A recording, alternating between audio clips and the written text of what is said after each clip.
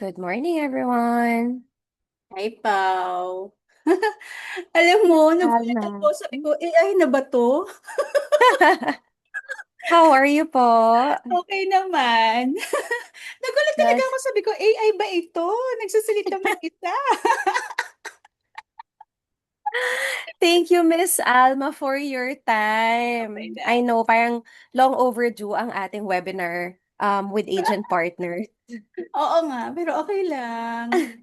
So really excited po na marinig more about SAS Polytech, of course, and especially now, like we have our attendees slowly joining po. Mm-mm.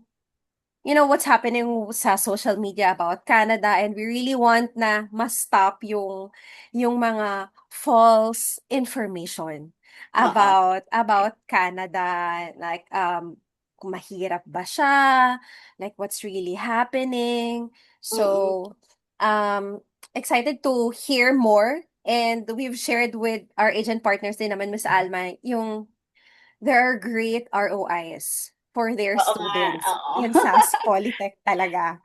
True. So, yun yung isa sa mga exciting information na share mo later with them. Sige. Marami bang nag-register for your agents? Usually, Miss Alma, what's happening is merong isa lang na nag-join, and then because nandun sila sa office, so magkakasama sila Okay. sa, Sige. yes, yes. So, parang isang Zoom na lang. Ganon. Yes, Okay, kasi sige. baka gusto nila na ng mga nasa conference room sila, or para isang anuhan na lang din po, isang person to join na lang. So right now Okay. we have a few, and thank you po sa pag-share ng videos. Maybe I can share some while we're waiting for few more attendees, and then Mm-mm. after that we can start. Mm. Pao, try ko lang kung Sure. makashare ako ng slide. Yes po, sure. Sige.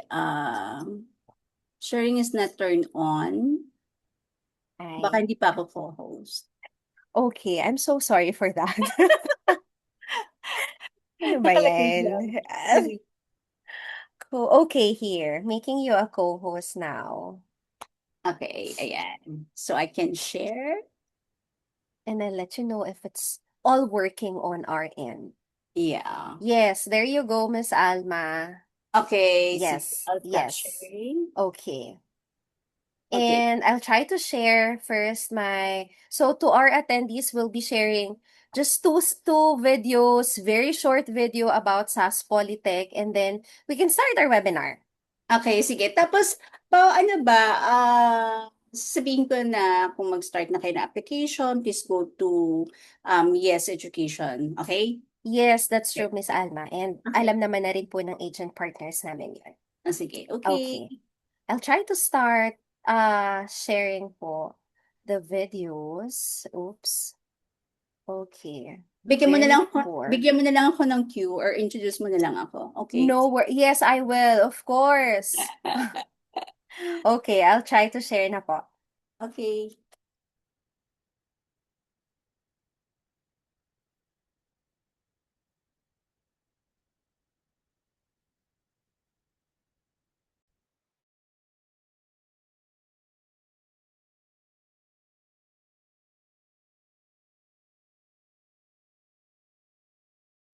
Wala siyang audio sa akin. Tama ba? No audio, I'm sorry. Mm-mm. The technical hirap talaga. Oo. It's a tie. Don't worry. Sorry for this, guys. I'll try again. Okie dokie. Okay. I think we can. I am a mother. Yan. I am a Perfect. bookworm. I am a food lover. I am an innovator. I am excited about my future. At Saskatchewan Polytechnic, I'm doing more than just going to school. I am building relationships. Growing as a person. Learning my field, making connections. I am changing my life. I am ready to make a difference. I'm ready to be a professional. I Am tomorrow In the making.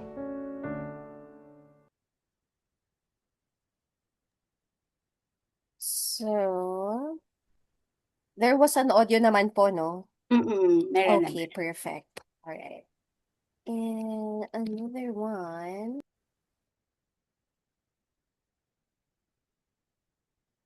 Welcome to Saskatchewan Polytechnic, aka the Achievement Activator, where over 150 hands-on programs will transform your ambitions into the real-world skills employers crave. Small class sizes, caring instructors, and flexible learning options fuel your success, while our innovative learning environment empowers you to excel.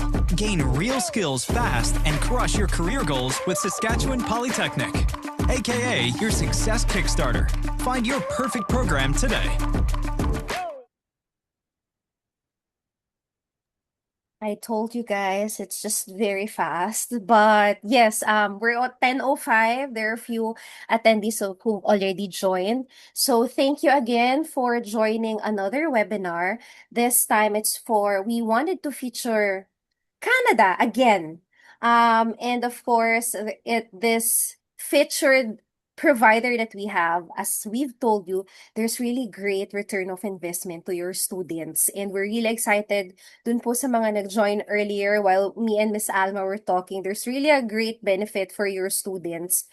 Really excited to share that one. So here with us is Miss Alma Galvez, the representative of Saskatchewan Polytechnic, who would be sharing everything about SAS Polytech, about their programs, scholarship, how to send applications, and benefits for your students. So, Miss Alma, the floor is yours.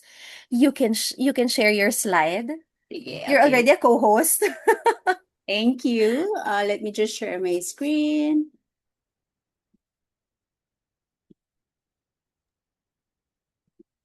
All good. Oh, good na. Perfect. Okay. Yes. All right, sige. So, first and foremost, I would like to thank Pau and Yes Education for inviting SUS Polytech to do the webinar and promote our school itself. So, by the way, my name is Alma. Good morning, everyone, and thank you for attending this session. So, I'm the regional manager of Saskatchewan Polytechnic. So, just so you know, Saskatchewan Polytechnic is a public institution. So, ibig sabihin po nun, it's a government-owned school and we are part of DLI or Designated Learning Institution. Kasi it's very important that when we are promoting our school, we are aware na Designated Learning Institution yon. That means our programs, our school, is catering international students and they are allowed to apply for study permit visa.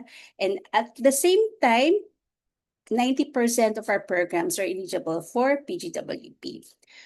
So sige, so I'll just take you to the school itself, or let's take first sa location. Kasi normally, when you're facing a student or the client, the first question is, saan mo ba gustong mag-aral? Because I'm pretty sure all of you guys are processing multi-destinations. Ibig sabihin, apart from Canada, you're also doing Australia, New Zealand, UK. So what set us apart from all those destinations? Siguro it's better to understand also ano ba yung needs ng clients natin or ng students natin. And once we understand, at least we can help them because the main goal is to help our students. Okay, so Canada is still welcoming international students. That's the first one, because I know you've been hearing like ang daming changes, kinakap, may mga PAL, nagtatanggalan ng mga PGWP programs.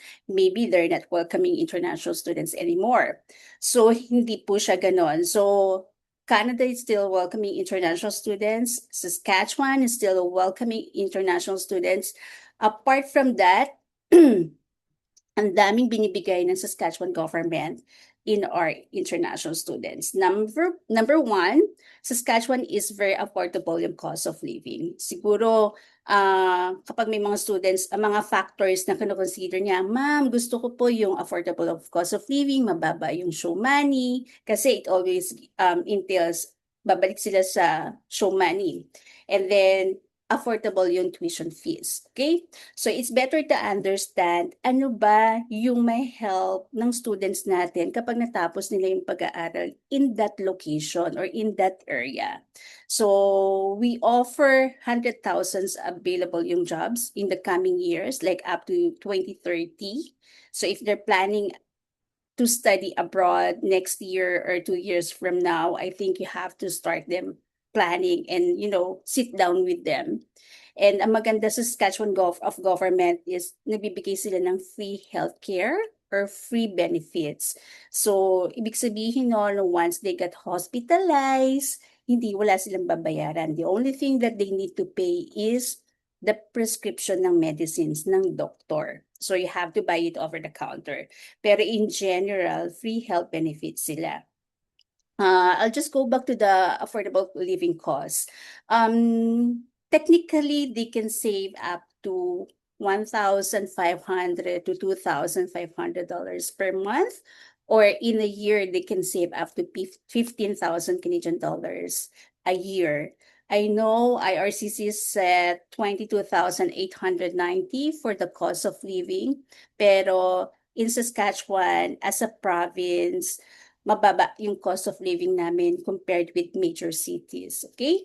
And then, I mentioned marami kaming jobs available because Saskatchewan is a growing economy. So mataas yung employment rate namin. Pwede niyo yung i-share with your students and then they can visit our website. Another thing, so why student choosing Saskatchewan Polytechnic? So we have a lot of reasons of why students are moving to Saskatchewan and study at Saskatchewan Polytechnic. Kami lang po ang Polytechnic in Saskatchewan, and then most of our programs are eligible for PGWP. We do have more than 50 programs options for international students, and a lot of our graduates, like 93% of our graduates, are easily can find a work because our industry normally they hire our students after they completed the program.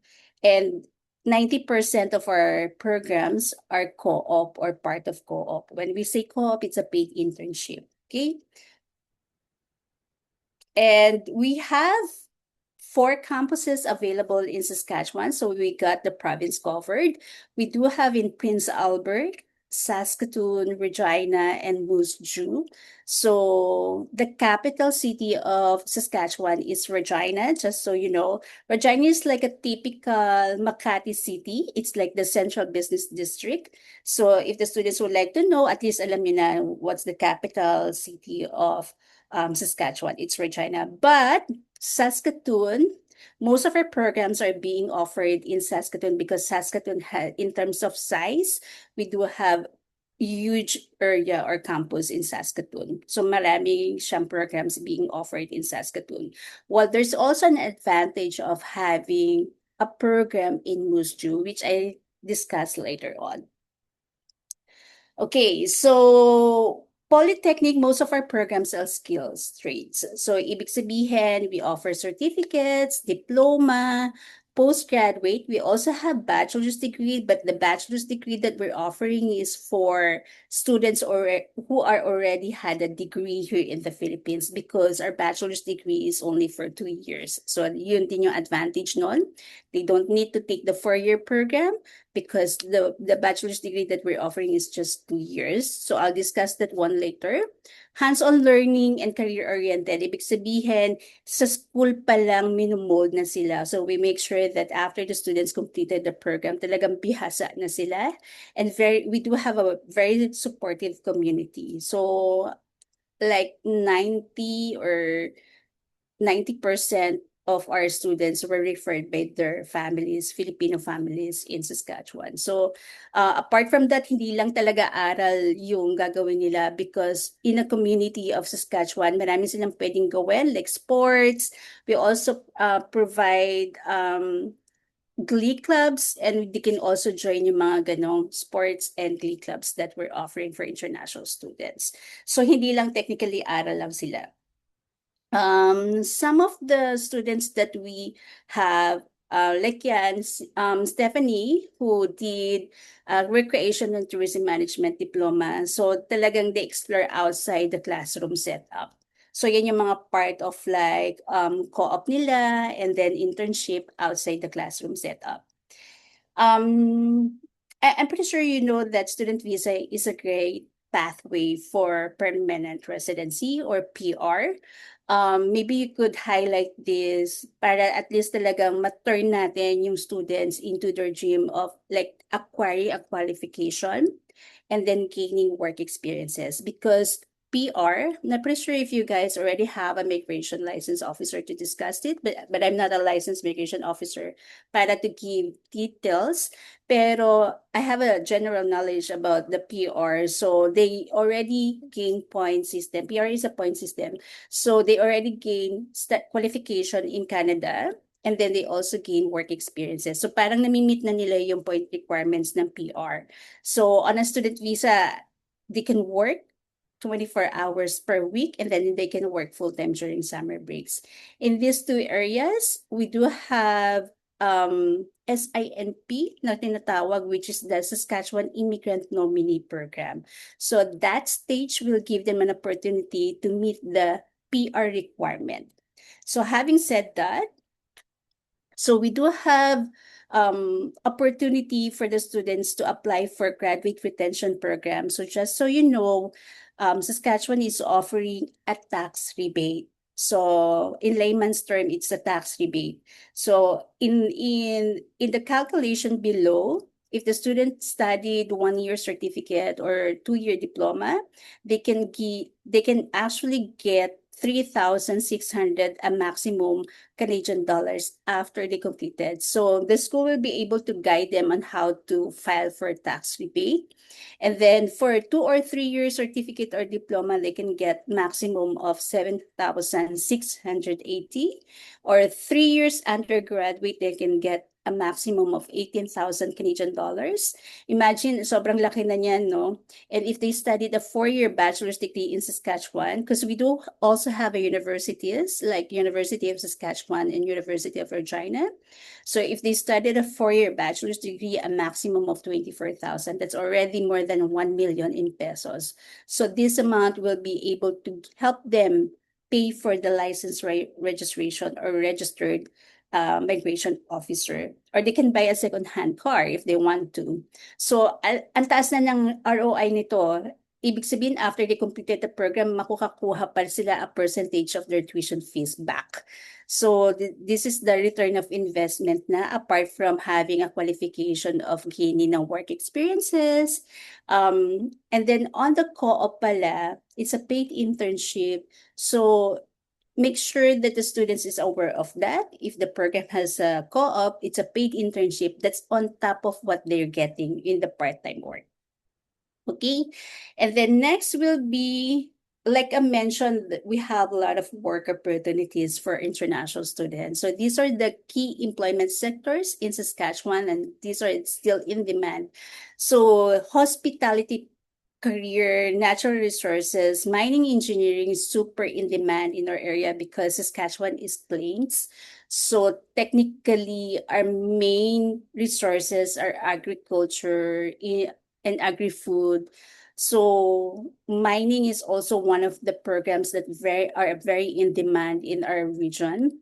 And then education and healthcare. So just so you know, we do have our early childhood education. We do have CCA or continuing care assistant, practical nursing, medical laboratories. So if those students are keen to apply for those programs, you can go to Yes Education. And we also have trades and transport. So if the students is looking for mechanics or carpentry, those are in-demand careers in Saskatchewan. So I mentioned the career opportunities, no? So when you look at the bottom, these are the career opportunities that the students can look for. When you look at the bottom sa baba, continuing care assistant will be in demand. They will be needing 2,000, more or less 2,000 caregivers in the coming years. And just so you know, carpentry is the second one. So imagine carpentry, talagang skill traits talaga yung hinahanap nila. Disability support professional, heavy equipment track and transport technician, AI, computer engineering. So all of these are in-demand works in Canada or in Saskatchewan. And if the students is also looking for the website ng IRCC, just a sample of this. So NOC is the title or the job that they're looking for, while the CIP is the course that they intend to apply or a qualification to meet the NOC title. So if the students would like to know the NOC code or the CIP code, you can take a screenshot of this for your reference.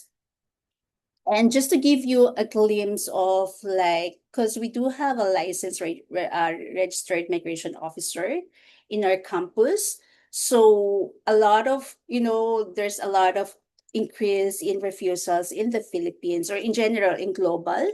So these are the common reasons for Canadian study permit refusals. So intent to live to Canada. So para at least may improve natin yung services natin with our students. Siguro it's about time that we have to sit and reassess how we assess the applications of the individual or our students, because let's give them like, these students are really pursuing a career in Canada. Let's help them meet their dreams and materialize their dreams by sitting down with them and check their intent or letter of intent or SOP. Basahin talaga natin because these are the common reasons of refusals. Maybe baka nagiging I don't know if we read the SOP talagang pages by pages, because when we had a session with our onshore team, the case officer discussed like 15 minutes of their time is the reading of SOP or study plan. That's how they look at the study plan, and 15 minutes of their time when checking the application, SOP, dun sila talaga nag-check. So they have to mention in their letter of intent or SOP that they intend to live in Canada.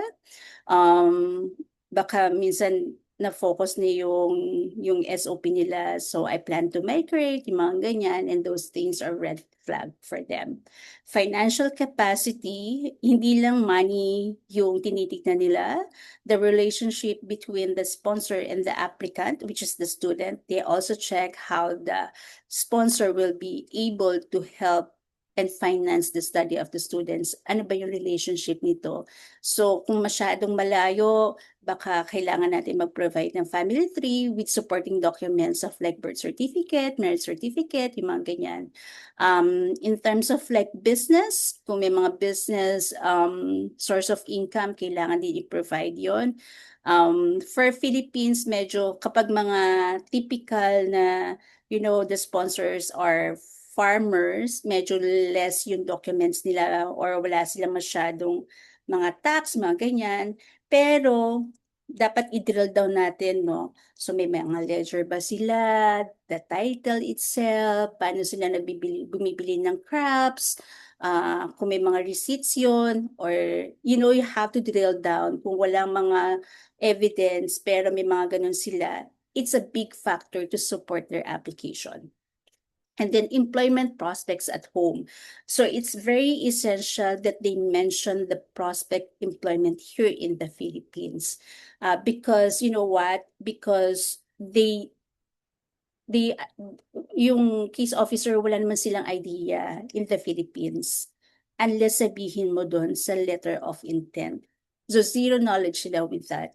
So give them an idea what are the career opportunities na meron sa Pilipinas. So you have to mention that, give the student an assignment na you have to do your, like ikaw kung mag-aaral ka, like especially changing a career program or course, very, very, focus sila on change of career. Yan. So kailangan talagang maintindihan ng case officer why this student is taking a different program, not relevant to her or his qualification. So dapat maintindihan niya that this is genuine student. And then I'll just skip the number 4, program of choice. So it's very essential that the program itself is a progression. So kailangan makita nila na may progress why their students are taking this program. Ano yung how the government of Canada will be able to help this student improve her career by doing a program here in the country because they're spending so much money. And then ano ba yung return of investment nila in Canada or in the Philippines? Not necessarily. Sometimes they can also mention Asian countries because those are nearby countries from the Philippines. So, medyo mahaba talaga yung usapan in terms of like sa visa talaga. But if you have a licensed migration officer, you can sit down with them and explain how you can improve the visa application to increase the percentage of our visa approval. So the tuition fees itself, tuition fees average is 17,000 Canadian dollars per year up to 21,000 Canadian dollars per year. So sobrang affordable talaga siya. Na-mention ko naman yung cost of living, so they can save up to 15,000 Canadian dollars per year. So what will be your next steps? So fall 2027 will be opening September 1 this year. So that will be next week, Tuesday. So if you have students keen to study in Saskatchewan, I can waive the application fee of 150 Canadian dollars through Yes Education. So may criteria kami in waiving the application fee. Make sure it's a complete document. So the requirements are passport, a valid passport, high school credentials like the transcript of records and diploma, and then college credentials, the transcript and diploma, plus a medium of instruction is English. So, nag-waive kami ng application fee kapag complete yung documents. Other programs like practical nursing, medical laboratories, or Bachelor of Nursing, mandatory po yung IELTS academic module. But the rest of the programs we accept medium of instruction is English. If the student graduated na from college, the medium of instruction kahit sa college na lang. But if the student graduated lang na grade 12, we need, but haven't completed the bachelor's degree, let's say first year or second year college pa lang siya, then a medium of instruction from senior high school will be enough. So if you have any questions, you can email me or you can send me a message or you can go to Yes Education so you can start up with your application. So that's for all to me. Thank you, Miss Alma. Okay, we do have a few questions here. Okay, diba? Nawala yung nakikita ko na questions. I'm looking at it now. Okay, so I'll read po, Miss Alma, and then please answer and maybe magdagdag ako if there's a need po. So for diploma programs, can a mature student still apply? Because especially when you mention about the progression of the studies, so definitely, I mean, of course, it's always better naman talaga na like there's really a progression, but I think this is for students, like they already have a bachelor degree, tapos they've been working for quite some time already, maybe more than 5 years already or close to a decade. Pwede pa rin po ba sila mag-apply for diploma programs? And will it weigh sa application nila? Or, yeah. Yes, they can still apply for our program. Number one, we don't have age requirement. I think the youngest that we process is 52 years old. Wow. He did postgraduate certificate. It's a pre-master degree. But as long as the student can able to study, pwede pa rin naman siya. If the second question is they can still do diploma, yes, they can still do diploma, but I would suggest if there's a chance for the student to do a higher program, like a postgraduate programs, I think dun pa rin natin ititake sila sa higher programs kung may chance talaga. But the answer is yes, as long as the student can able to explain why they're doing a diploma program. Mm. I hope na mas naintindihan siya ng nagtanong po sa atin. And this one is about the sponsor. Can an in-law be a sponsor? Yes po. Okay, They perfect. can still able to support the students as long as meron pa ring evidence of their relationship. Pero kung tatanungin niyo ako, can a friend, a family friend, it's a no for me. Let's not give them a false hope. Tama naman. Grabe naman yung friend. Not unless, please correct me, Miss Alma, if I'm wrong. Not unless, let's say, for example, meron like, I don't know if this really happens or really happening. Let's say, for example, merong friend ang parent, and this friend, they don't have any children, and then they've been supporting that kid. Maybe the parents don't have enough means na mapadala sa mapag-aral yung anak nila, and then this friend is helping them out, let's say from high school or college. Can it also be done when they apply? As long as there are any, like receipts or documentation na sila yung nagsisettle ng payment when that student is still studying here in the Philippines? Hmm. The chances of having a grant visa nowadays, maliit yung chances na mag-grant Hmm. siya. Unless the child is adopted, mga ganyan. Yun, may chance pa. Pero let's say, helping, um, paano, siguro kung mag-help, does the sponsor is willing to transfer the funds in the bank account of the student? That's number one. Number two, how the funds is being accumulated by the sponsor, and the funds siguro kung meron bang deed of donation.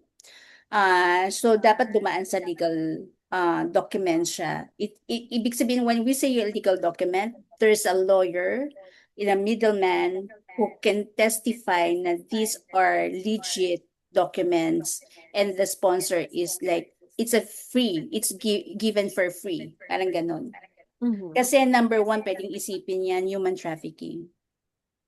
I see. Pwede nilang Mm. isipin yon, di ba? So, parang bakit niya sponsoran without anything in return? Ano yung in Right. return niya? Di ba? Hindi siya blood related. So, mga ganon. Pero kung, let's say, dumaan sa legality, there's a presence of a lawyer. So, yun naman yun. As long as the documents are legal documents. Right. Makes sense. Okay, sige po. Thank you for clarifying that one. Another question is, for the letter of intent, you think aside from going back to Philippines, will it wait to if they will give other options apart from going back to their home country, like applying to different countries? I think na-discuss kanina ni Miss Alma, but care to elaborate more, Miss Alma? Like if it is really better for their LOI if they give other options po. Okay, yeah. So na-mention ko yun a while ago. But first is like, ano ba yung, you have to mention also what are the career opportunities first in your home country. So dapat yun muna yung unahin mo. And then secondary, yung you also plan to, after, having a like work experience in the Philippines, I also plan to move in Singapore or in Thailand, yung mga ganyan. So you have to do your assignment like, okay, in Singapore, ano ba yung in-demand career dyan? Why would I need to move to Singapore? Diba? So yung mga ganun, pwedeng i-mention yun as secondary option. And maybe add enumeration, like parang just really do your research. Add after, let's say, a 2-year studies, pagbalik mo, magkano na yung salary range for the program or for the career opportunities na tinitignan. And then you can, as Miss Alma mentioned, secondary lang yung other countries, but elaborate first yung pagbalik mo sa home Sa country. Yes, yes. mm. Do you also accept PTE for English proficiency test? The IELTS is the one mandated by the licensing body because those programs na na-mention ko, like the practical nursing, Bachelor of Nursing, and medical laboratories, yung licensing body yung nagde-require ng English proficiency na IELTS. So really, IELTS academic po ang kailangan, yes. Yeah, but the rest And of the programs, MOI na. yes. Actually, that's the second question. Do you accept MOI? Yes, meron po mga programs, pero Ah. yun na-discuss po kanina, yung na-share ni Miss Alma. But anyway, we'll be sharing more information din naman po. Ano po yung mga programs na really required yung IELTS. So, okay, we're down to two more questions. I think this is for financial capacity pa rin, Miss Alma. How about student loans? Okay. Yeah.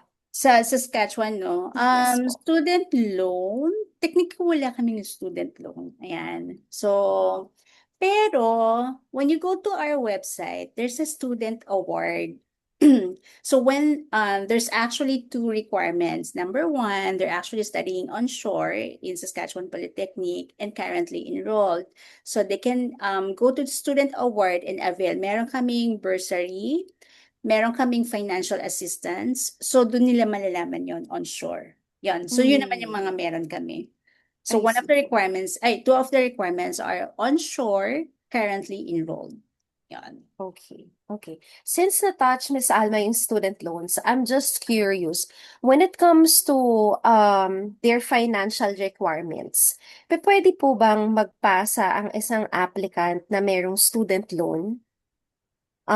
Same like because I don't have any idea about that one, or meron na po bang mga previous students na meron silang student loan and then they just discuss sa LOI nila kung paano nila babayaran, sino magbabayad, and meron na po bang na-refuse or na-grant na visa Okay. for that one? Sa student loan, dapat hindi si student ang nag-loan.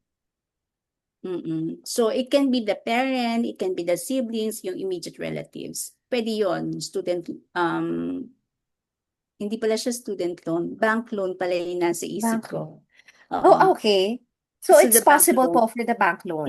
The bank loan. Pero hindi siya student loan. It's a bank loan. So, dapat hindi yung student ang nag-bank loan. Kasi parang, kung ako ang nag-bank, kunyari ako estudyante, tapos nag-bank loan ako, nandun ka lang to purely study. Because working part-time, yung visa na may work part-time, it's a privilege for you to work. But because you're not mandated to work. Like, kunyari ako, student ako, tapos may nakalagay na work permit or visa conditions na I'm allowed. May mga questions ang student na, am I required to work? I'm just there to study, purely to study. Di ba may mga Right. ganun, no? Yes, Yung may mga yes. students talaga, like 2% of the international students, they don't want to work. So the question is, am I mandated to work? Ganyan. So, because yung work is a privilege for you, but you're not, mandated or nire-require ka mag-work. So, nandun ka talaga para mag-aral. So, how will you be able to pay? Kung kunyari ako yung nag-loan, paano ko babayaran yung loan? Paano ko na-miss Right. ko yung mga monthly dues ko? Syempre hindi lang siya apart from your bank loan, marami ka pang babayaran. The cost of living, your tuition fees, di ba? So, pwede mga ganyan. So, I think dapat yung maglo-loan, bank loan, should be the sponsor itself. The sponsors, yes. And apart from that, of course, not mandated, and yeah, ang dami mong gastos. So hindi mo na it won't really support yung lahat ng gastos, expenses, tuition fee, like accommodation if yung student pa. Okay. Thank you for clarifying that one po. Oh, few more questions ang lumalabas sa atin. Lately, what are the most common reasons an application is refused? I think na-share din po ito kanina ni Miss Alma. But Miss Alma, can you all re-share your screen para lang din makita natin yung most common reasons of refusals. Because earlier, na-share ni Miss Alma yung mga very general, very vague na information yung nailalagay natin sa SOP ng students. Hindi na-share doon, like this one, intent to leave Canada. Maybe you can share more again about this one po. Okay, are you seeing my screen? Yes, Okay. yes. So these are the common reasons for visa refusals. In general, ibig sabihin lahat, global na to, no? And not particularly in the Philippines. Intent to leave to Canada. So this is the study plan, the SOP, how do you call it? So imagine number one siya in the refusal. So intent to leave to Canada, dapat naka-mention siya sa SOP that they intend to leave Canada after they completed the program or after, gaining the PGWP. And then financial capacity, maraming aspeto yan. The financial capacity entails the sponsorship and the relationship of the sponsors to the student. So whether it's immediate relatives or non-relative, yan, tinitignan nila kung sobrang layo ng relative na to, ano yung mga evidences or supporting documents para matagpi-tagpi na kamag-anak talaga siya. So family tree will be helpful, plus the birth certificate and marriage certificate will be also helpful in connecting the dots to the sponsor and to the applicant.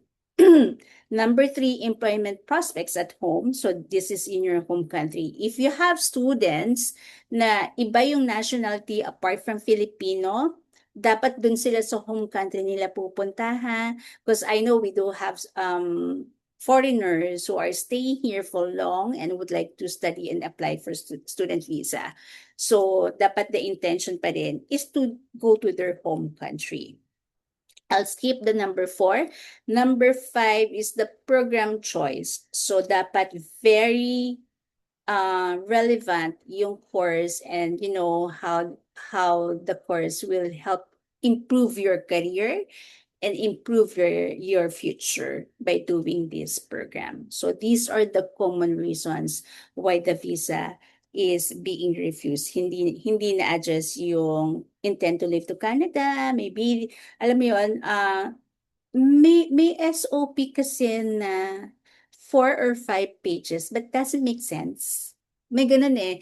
Para bang nagkwento na lang siya ng talambuhay, pero hindi nakikita doon. Ito ha, totoo to. 5 pages siya, nagkwento siya mula pagkabata hanggang lumaki siya. Nagkwento na siya ng talambuhay niya, pero hindi magets ng officer paano makakatulong tong course na to improve your career.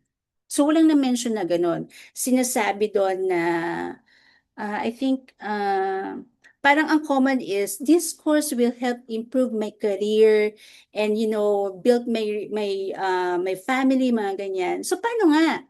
Alam mo yun, di ba common yun na this course will help improve my career.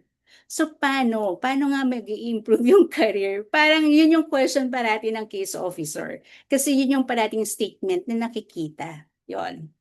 And then, so ayan. So may mga questions pa ba dito sa visa refusals? I think mas na-discuss po natin yung mga reasons for refusal. But for any other clarifications, do let us know. Or even after this, guys, even after this webinar, just send us a chat and then we'll definitely attend naman yung mga questions for that one. And we're down to 2, Miss Alma, na questions. How early should Filipino students apply for competitive programs? Is it a year Okay, before? very good question. Yes. Okay, the competitive programs are practical nursing, Bachelor of Nursing, tsaka medical laboratories. Those are super, super competitive. So when to apply? First day of application. So dapat when to apply, hindi lang nag-apply kayo just for the sake of like meeting the first application day. Hindi Dapat when you apply on the first day, complete yung documents. Because first come, first serve yung application namin. So when we say complete, nandyan na yung passport, nandyan na yung high school credentials, nandyan na yung college credentials, nandyan na yung IELTS, the English proficiency. Nothing more, nothing less. Yes, really makes sense. Dahil po, sayang lang din yung effort, guys, if we will be sending incomplete documents and then mahihirapan tayo for slots. And we know how competitive these competitive programs are. So really make sure na complete po yung documents prior submission to YES para ma-secure natin yung slot sa SAS Polytech. Okay. Maybe I should highlight pa also why this program is super competitive. You know why? Because this program has a limited seat. Just so you know, we only accommodate 5 to 10 students global for international. So imagine, ang dami nag-a-apply for this program. And that's the only seat that we can accommodate. Wow. So kung may nag-apply ng 50, for practical nursing, 50 students submitted an application. Those 50 will be assessed on the higher rank. I see. So it Yun. will So all that's how boil down. competitive. Yes, Oo. 5 to 10 So- globally, like really, really competitive. So it will Mm-mm. all boil down na complete documents and on our part of us, like sending to SAS Polytech, 12 midnight, kailangan tutok kami para ma-submit ang application. True. Yes. There are a few more po coming in na questions. What is the current tuition deposit po required to secure a seat, and when is the PAL being issued Okay. after? So when the student submit an application, sige, I'll start with the submitting applications. When the student submitted an application to us, normally it will take us 2 to 3 weeks to get or assess the credentials, and the offer letter will be given to you after 2 to 3 weeks. So the offer letter is valid for 30 days lang. And then the deposit required amount is 5,000 Canadian dollars, a non-refundable deposit fee. Only for visa refused lang siya pwedeng i-refund. And the visa refusal refund is only valid for 30 days from the date of visa refusal release. Yun lang. So kung lumagpas na ng 30 days at gusto mo pang mag-refund, wala na. X na. Okay. Wow. Okay. Thank you po sa share ng information na yun. And about students po who are selecting second choice program, is there an additional application fee, or does the initial application fee cover both choices? Okay, thank you no na-clarify yung question na yan. So the student, bigyan niyo siya ng chance to choose a program. Second program, o sige, pag hindi ka na qualify to this course, may second chance na course ka pa. Ano ba yung gusto mo? Max of 2 program for free. So ilagay niyo na po doon sa application na meron siyang second choice, and that's for free. One-time assessment lang yan. Okay, thank So, you. Actually, one-time assessment lang Pero kunyari, na-assess na namin siya and everything, wala siyang pinili na second choice. Tapos bigla siya na-reject na siya, tapos bigla siya magsasabihin na, pwede ba ako ma-assess dito? Kailangan niya mag-submit ng another 150. I see. Another application for that. And 150 babayaran niya. Yeah. Actually, this is a good question. Yeah. Okay. Deferral, baka walang nagtatanong ng deferral. Free ang deferral. So if the students wants to defer, pwede po, max of 2 deferrals for free. So kunyari, mag-aaral siya ng fall 2027, tapos may nagbayad na siya. O sige, sa 2028 na lang ako. O yon, that's the first deferral. So gagawin lang niya yon, mag-email siya, tapos magdi-defer siya sa portal niya. Siya ang magdi-defer sa portal niya. So make sure the student has an access to her account. Tapos hindi na naman siya pwede sa 2028. O next deferral ulit, 2029. Hanggang max of 2 deferrals lang for free. Pero for those students who paid 5,000 Canadian dollars, sila lang ang pwedeng mag-free ng deferral. So, ibig sabihin, if the student did not pay the 5,000 and would like to defer, they have to reapply. Oh, okay. Mm-mm. Mm. Kaya I make see, sure I see. talaga na, ay, ito talaga yung gusto ko. Like, Pero magbabayad, one time lang ako pwedeng mag-waive ng application. Kung mag-defer sila for another intake, tapos hindi naman sila nagbayad ng 5,000, they have to reapply and pay the 150 Canadian dollars. Yep. How does SAS Polytech handle students who are placed on waitlist? Okay, so in the portal, we can still accommodate applications. Wala kami sinasabi dyan na close na. Walang ganoon sa portal. So that means we can still accommodate student. Makaka-receive siya ng email na your application has been waitlisted. So in the queue, since nga I mentioned first come first serve kami, in the queue naman, wala kasing sinasabi doon na you're number 5, you're number 6, you're number 10, walang ganon. So first come first serve basis talaga. Now, if the student has a special case, let's say for example, Miss Alma, ito talaga, kin talaga to mag-apply. Nandun yung relatives na like your brother, like the sister, the mom, the parents are there. Tapos, ready na yung applications nito for visa. Just let me know, let Pao know, and then Pao will inform me, Miss Alma, this one is like keen, ready na mag-submit ng visa, and he has a good sponsor visa documents, very strong yung application. Just let me know so I can talk to my line manager and how we can help this student. Pero yun yung mga scenario. Yun yung mga scenario, ha? So I can tap my manager and explain, can we give the seat to this student because the student has a very strong application and she has relatives based in Canada or in Saskatchewan. Maybe we can support this student. Yep. That's how I can help. Yes. Thank you for that one. Speaking of help, so for this question, ano po yung support na available for students arriving from the Philippines for the first time? And what happens if international students struggle academically? Like medyo, Okay, very good. yeah. So I like this question because Saskatchewan Polytechnic has a very good staff for international students. So we do have, I also organize pre-departure session. So upon arriving in Canada, we do have a support system sa Canada. So in terms of like international students having a struggles in academically or you can tell minsan mentally, di ba? Or homesick, yung mga ganyan.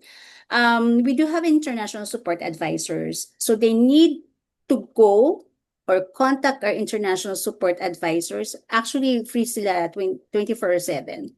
So they just go and seek assistance. Number 2, our professors are very professional. If you have challenges in your academic, inform your professor. They will not judge you. So, just to give you an idea, we only accommodate in a classroom setup. We only have a small classroom setup. Huwag magugulat yung estudyante. It's an advantage for them. 20 to 30 students lang ang meron kami sa classroom and very engaging yung professor namin. So if you have any questions or the professor is like looking at you na naintindihan niya ba or ano, siya mismo mag-a-approach sa'yo, do you understand? And they encourage you to ask questions. So that's how very supportive our professors. So talagang kung may mga challenges, and even the your classmates, since nga small lang kayo, mai-engage ka talaga sa mga classmates mo because you only have 20, 25 in a classroom setup. So it's impossible na hindi ka makapagsalita at it's impossible na hindi ka ma-engage with your professor and with your students. So there's an international support advisors who can guide you and help you. Yeah, thank you for that po. Any other questions, clarifications? Okay, I forgot to mention pala, Pao. Sure po. We do have SINP, the Saskatchewan Immigrant Nominee Program. On that stage, kapag nasa PGWP na kayo, you can already apply for SINP. That's the migration pathway na. that's the time that you need to look for a licensed migration officer. Pao, do you have one? In Canada, I believe we don't have po. I don't think Okay. so. Yep. Sige. And then number 2, the advantages of having to study in Musju campus. We are part of RCIP, the Rural Community Immigrant Pilot Program. The Musju campus is a province of a province. That's why we're a part of RCIP, because we also encourage students to go to our Musju campus. Kung talagang gusto mong mag-migrate, maging PR, you choose the best pathway. Yes. And then once you're PR na in Saskatchewan, you can move around. You can go to Toronto, you can go to BC if that's your plan, di ba? Pero you have to take the best pathway talaga. So I'm giving you a heads up na if these are students are looking for migration pathway, na-refuse na ako sa Australia because of my age, or na-refuse ako because of my study, mga ganyan, take it to us. We don't have any issues with the students who has a previous visa refusals in any other country, because in Canada, kahit nga 4th or 5th time ka Yes. mag-apply na may visa refusal ka, it doesn't really matter as long as you are being addressed on those reasons of being refused in other country. So I think hindi magiging mahirap for students to apply for mga may visa history. Okay, yun lang. Yes. Thank you po. And actually, it's one, I would say, good opportunity din dun sa mga nagkaroon ng unfortunate refusals sa ibang countries and even in Canada. As mentioned ni Miss Alma, they can definitely accept pa rin na refuse, let's try for another one. So, and then for refusal, make sure na lang natin na ma-address natin yung mga reasons, yung mga grounds ng refusal. Doon tayo mag-focus for the another LOI na i-discuss ng student, help them to really discuss everything and more clear talaga. Yes. Tapos, another thing pala, Pao, for take advantage, no? Because I know Australia has been increasing their visa fee. 150 lang po ang visa fee in Canada. I mean, like, kahit 3 times ka, 4 times ka mag-apply, it's just like 5,000 pesos or 6,000 pesos. Kaya, di Yes. ba, parang ang laki ng advantage of like applying for visa. Tsaka, grab this opportunity. For the longest time, I've been here in the industry for 24 years. Hindi nag-i-increase yung visa fee nila for 150.